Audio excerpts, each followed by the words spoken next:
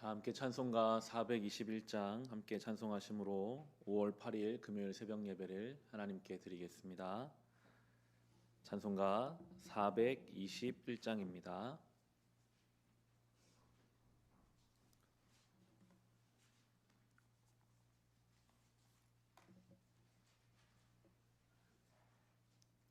찬송가 421장입니다. 내가 예수 믿고서 죄 사함 받아 나의 모든 것 다 변했네. 지금 내가 가는 길 천국 길이요 주의 피로 내 죄가 씻겼네. 나의 모든 것 변하고 그 피로 구속 받았네. 하나님은 나의 구원 되시오니 내게 정죄함 없겠네. 주님 밝은 빛 되사 어둠에 치니 나의 모든 것 다 변했네. 지금 내가 주 앞에 온전케 됨은 주의 공로를 의지함일세. 나의 모든 것 변하고 그 피로 구속 받았네. 하나님은 나의 구원 되시오니 내게 정죄함 없겠네. 내게 성령 임하고 그 크신 사랑 나의 맘에 가득 채우며 모든 공포 내게서 물리치시니 내 맘 항상 주 안에 있겠네. 나의 모든 것 변하고 그 피로 구속 받았네. 하나님은 나의 구원 되시오니 내게 정죄함 없겠네. 3절 하겠습니다. 내게 성령 임하고 그 크신 사랑 나의 맘에 가득 채우며 모든 공포 내게서 물리치시니 내 맘 항상 주 안에 있겠네. 나의 모든 것 변하고 그 피로 구속 받았네. 하나님은 나의 구원 되시오니 내게 정죄함 없겠네. 아멘. 시간 함께 중보의 기도를 하실 때 오늘은 나라를 위해서 함께 기도합시다. 주님, 우리나라 코로나로부터 이제 완전히 해방되게 하여 주셔서 다시 학생들이 안전하게 학교를 다니게 하시고 이웃 간에 안전하게 서로 교제하며 안전한 마음을 가지고 이 땅을 살아가게 하시고 이 어려운 때를 잘 이겨내게 하여 주시옵소서. 특별히 한국 교회가 전염병으로 인해 신앙의 동력을 잃지 않게 하셔서 더욱 영적으로 깨어 하나님 앞에 서게 하여 주옵소서. 또 우리를 살게 하시는 세종을 위해서 기도합시다. 이 땅을 돌보시고 전염병으로부터 지켜주시고 영적으로 깨어있게 하시고 상처와 아픔 중에 있는 많은 이들을 주님 위로하여 주옵소서. 우리 살게 하신 이 나라와 이 지역을 위해 함께 기도하겠습니다. 하나님, 우리를 이 2020년도에 이 땅 대한민국에서 세종에서 살게 하셨습니다. 우리를 선택한 것이 아니라 주님이 살게 하신 이곳 이 자리가 우리에게 주신 사명지요, 우리에게 주신 십자가요, 우리에게 주신 하나님의 부르심인 줄을 믿습니다. 우리를 살게 하신 이 나라, 이 땅, 이 시대를 위하여 기도합니다. 주여, 전염병으로 인해 많은 삶의 영역들이 바뀌어 버렸고 여전히 혼란과 두려움과 염려와 아픔 중에 우리는 이때를 살아가고 있습니다. 학생들이 학교를 가지 못하고 있고 이웃 간에 서로 대화하는 것이 어려워졌으며 경제적으로는 세계가 다 어려운 중에 있다는 이야기를 늘 듣게 됩니다. 힘으로 느껴지는 이 어려움 가운데, 혼란함 가운데 주여, 이제 우리를 불쌍히 여기시고 이 잠잠해지며 이제 하나님 앞에 다시 안전하게, 평안하게, 온전하게 주신 삶을 살아가게 하옵소서. 세워진 지도자들이 선한 양심으로 맡겨진 일을 감당하게 하시고, 특히 한국 교회 가운데 주님 은혜 주셔서 보이지 못했습니다. 신앙의 동력을 잃지 않게 하시고, 더욱 성도들이 각자의 자리에서 깨어서 신앙이 무엇인지, 믿음이 무엇인지, 우리가 어떻게 이 주어진 시대를 예수 그리스도를 따라 믿는 자로 살아가야 할 것인지를 깊이 묵상하며 아버지 앞에 바로 서게 하여 주옵소서. 주님, 우리 연약한 죄인입니다. 이 현실과 상황에 흔들릴 수밖에 없는 존재입니다. 주여, 우리를 불쌍히 여기소서. 아프고 병든 자들을 위로하시고, 이 어려운 때에 수고하고 있는 많은 사람들에게 힘을 주시고 위로하여 주시고 지혜를 더하여 주옵소서. 가정을 위하여 기도하오니 영적으로 무뎌지지 않게 하시고, 많은 가정들이 어려움 가운데 있습니다. 곤란한 가운데 있습니다. 육아로 지쳐있고 여러 가지 경쟁과 경제적인 것들 때문에 매여 있습니다. 주여, 이 땅을 불쌍히 여기소서. 땅을 고쳐주소서. 하나님 나라가 되어가게 하여 주옵소서. 교회가 그 역할을 감당하게 하여 주시옵소서.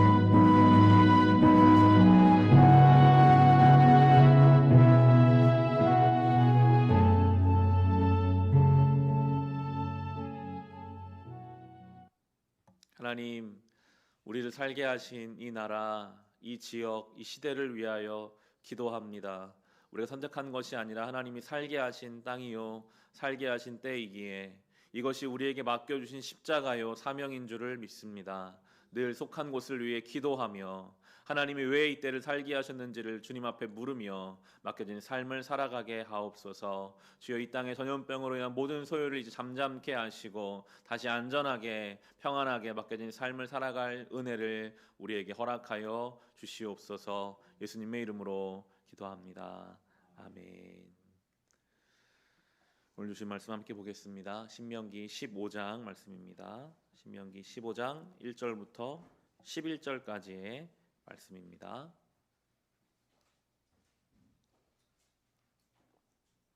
신명기 15장 구약성경 260페이지에 있습니다.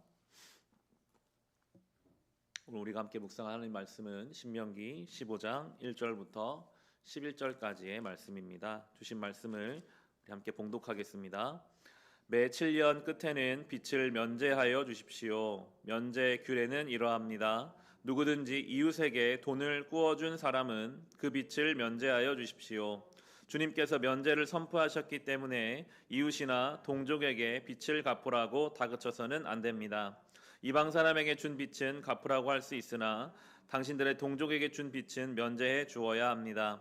당신들 가운데 가난한 사람이 없게 하십시오. 그러면 주 당신들의 하나님이 당신들에게 유산으로 주어 차지하게 하시는 땅에서 당신들이 참으로 복을 받을 것입니다. 주 당신들의 하나님 말씀을 잘 듣고 오늘 내가 당신들에게 명한 이 모든 명령을 다 지키면 주 당신들의 하나님이 당신들에게 말씀하신 대로 복을 내려 주실 것입니다. 당신들이 많은 민족에게 돈을 꾸어주기는 하겠지만 꾸지는 않겠고, 또 당신들이 많은 민족을 다스리기는 하겠지만 다스림을 받지는 않을 것입니다. 주 당신들의 하나님이 당신들에게 주시는 땅에 어느 한 성읍 가운데에 가난한 동족이 살고 있거든 당신들을 그를 인색한 마음으로 대하지 마십시오. 그 가난한 동족에게 베풀지 않으려고 당신들의 손을 움켜쥐지 마십시오. 반드시 당신들의 손을 그에게 펴서 그가 필요한 만큼 넉넉하게 꾸어 주십시오. 당신들은 삼가서 마음에 악한 생각을 품지 마십시오. 빛을 면제하여 주는 해인 일곱째 해가 가까이 왔다고 해서 인색한 마음으로 가난한 동족을 냉대하며 아무것도 꾸어주지 않아서는 안 됩니다. 그가 당신들을 걸어 주님께 호소하면 당신들이 죄인이 될 것입니다. 당신들은 반드시 그에게 꾸어주고 줄 때에는 아깝다는 생각을 하지 마십시오. 그러면 주 당신들의 하나님이 당신들이 하는 모든 일과 당신의 손을 대는 모든 일에 복을 내려주실 것입니다. 당신들은 반드시 손을 뻗어 당신들의 땅에서 사는 가난하고 궁핍한 동족을 도와주십시오. 그렇다고 하여 당신들이 사는 땅에서 가난한 사람이 없어지지는 않겠지만 이것은 내가 당신들에게 내리는 명령입니다. 아멘. 오늘 이 말씀을 은혜 받은 인생으로 라는 제목으로 함께 나누기를 원합니다. 오늘 말씀은 은혜를 베풀라라는 말씀인데요. 특별히 7년마다 면제의 해를 정해서 그때에는 모든 빛을 면제해 주라라고 말씀해 주십니다. 2절 말씀 다시 보시면요. 면제 규례는 이러합니다. 누구든지 이웃에게 돈을 구워준 사람은 그 빚을 면제하여 주십시오. 주님께서 면제를 선포하셨기 때문에 이웃이나 동족에게 빚을 갚으라고 다그쳐서는 안 됩니다. 매번 탕감해 주라는 이야기가 아니라 7년째가 되면 그 해에는 여태껏 갚지 못한 빚을 탕감해 주라라고 말씀하십니다. 어려운 일이잖아요.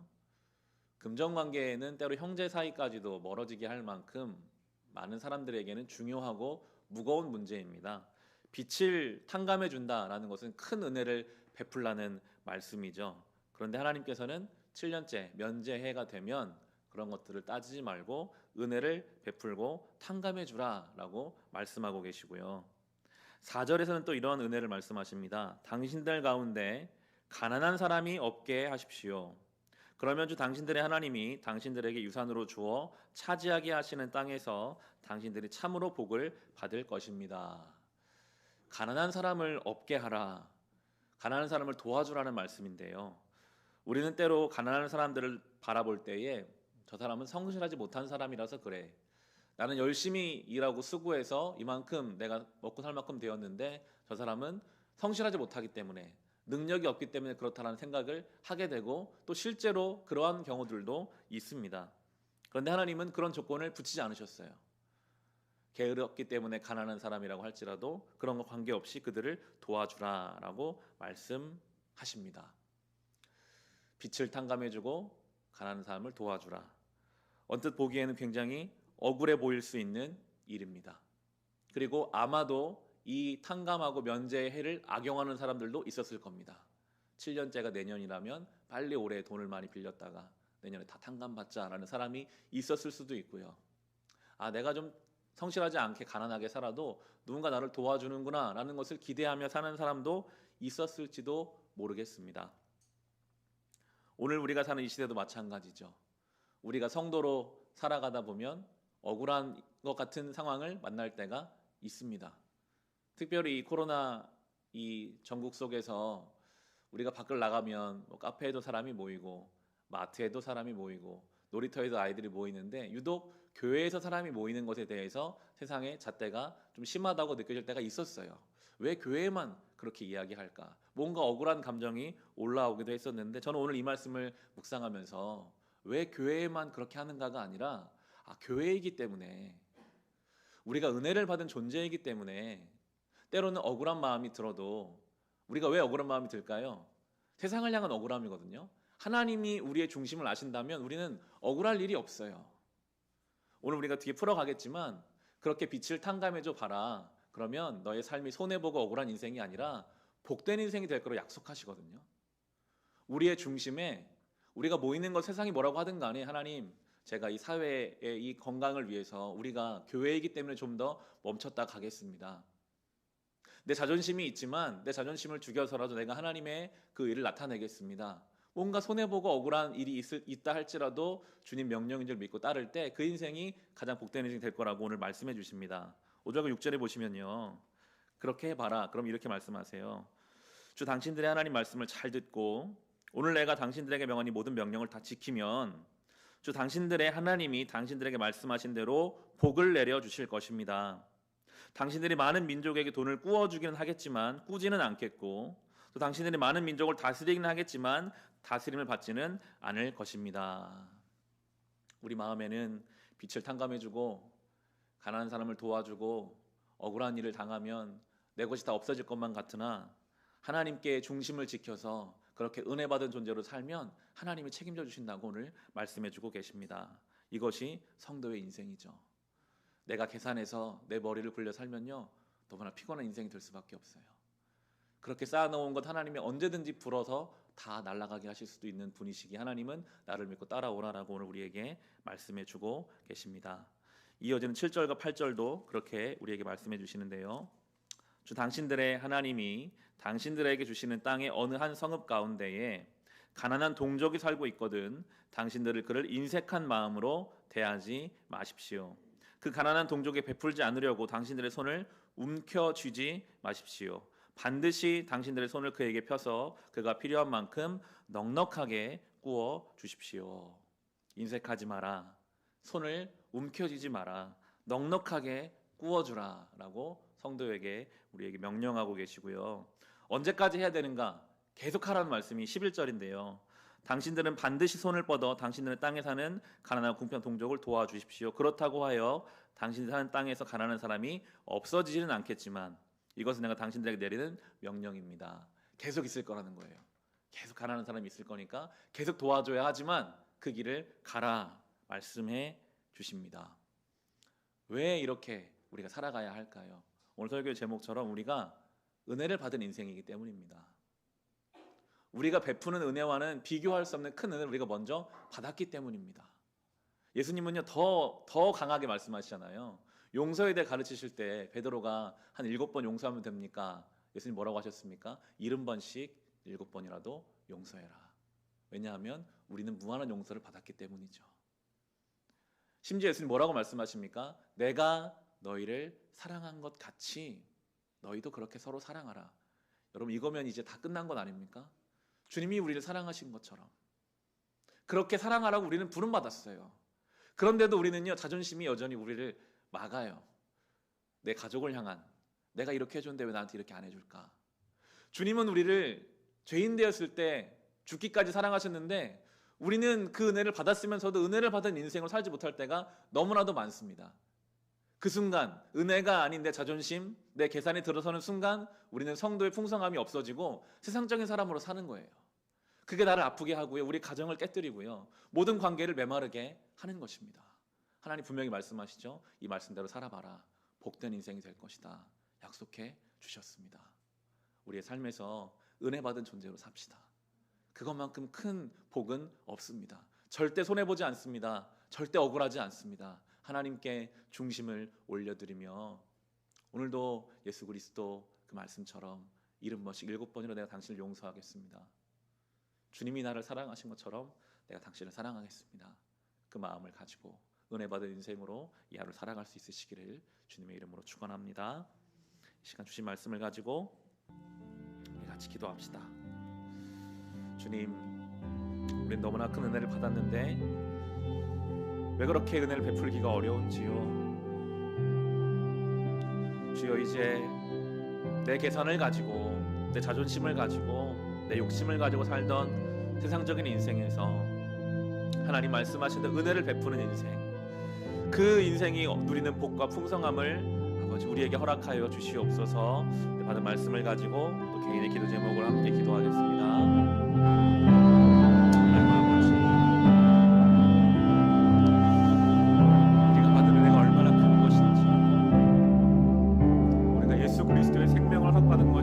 얼마나 큰 것인지 우리가 잘 알지 못해서 너무나 쉽게 우리는 계산적으로 사람을 대하고 늘 우리 자존심이 앞서고 말로는 은혜를 말하면서도 우리의 삶에는 은혜가 없는 주여, 얼마나 우리의 삶이 풍성하지 못하고 풍족하지 못한지로 넉넉하게 구워주라 하십니다. 손을 움켜쥐지 마라 하십니다. 아버지, 넉넉하게 베풀라고 하십니다. 그 가난한 사람들이 없어지지 않을 것인데 끝까지 그들을 도와주라 하십니다. 주여, 왜냐하면 우리가 주님께 그 은혜를 받았기 때문입니다. 우리는 말할 수 없는 주의 생명과 은혜를 받았습니다. 우리가 아무것도 주님께 드리지 못했는데 주님 우리에게 모든 것을 내어주셨습니다. 아버지, 그 은혜 안에 거하는 자로, 그 은혜의 복을 누리는 자로 살게 하여 주옵소서. 예수 그리스도께서 명령하신 것처럼 내가 너희를 사랑한 것 같이 너희도 서로 사랑하라 우리에게 명령하셨는데 주님, 그건 잘 안 됩니다. 왜 그렇게 우리는 계산적인지요? 왜 그렇게 주님 우리의 속이 좁고 사랑이 없는지 주님 철저히 깨닫습니다. 성령의 우리 안에서 역사하여 주심으로 이제는 넉넉한 사랑의 사람으로, 넉넉한 은혜의 사람으로 살아가게 하여 주옵소서. 주여, 그리하여 우리 주변에 영적으로 가난하고 심적으로 메말라 있는 많은 사람들을 넉넉하고 풍성하게 바꿔줄 수 있는 복의 통로가 되게 하여 주옵소서. 아브라함이 복의 통로가 되었던 것처럼 우리가 예수 그리스도의 그 사랑과 은혜의 통로가 되기를 원합니다. 손해볼 것 같고 우리의 삶이 없어질 것 같으나 사탄의 속임수일 뿐입니다. 우리가 이제 주님의 길을 따라갈 때 이 세상에서는 알 수도 없고 경험할 수 없는 넉넉함과 풍성함과 생명을 누리게 될 것입니다. 주여, 그 은혜를 가지고 내 가족을 바라보며 나의 모든 관계들을 바라보게 하여 주옵소서. 섭섭하고 서운한 마음이 아니라 불쌍하고 안타까운 마음으로 우리의 주변을 바라볼 수 있는 우리의 삶이 되게 하여 주옵소서. 오늘 개인의 기도 제목들이 있습니다. 주여, 아프고 병든 사랑하는 교인들 주님 위로하여 주시고 그들의 아픈 곳 위에 치유의 손길을 더하여 주시고 고쳐주시고 회복하여 주옵소서. 신음하고 병들어 위로가 필요한 사랑하는 주님 찾아가 주옵소서. 위로하여 주시고 삶의 어려운 문제 가운데 있는 저를 찾아가 주옵소서. 그 어려운 문제를 해결하여 주시옵소서. 주여, 말씀이 들려지게 하시고 적용되게 하시고 이해되게 하시고 믿음의 눈을 들어 주어진 현실을 바라볼 수 있도록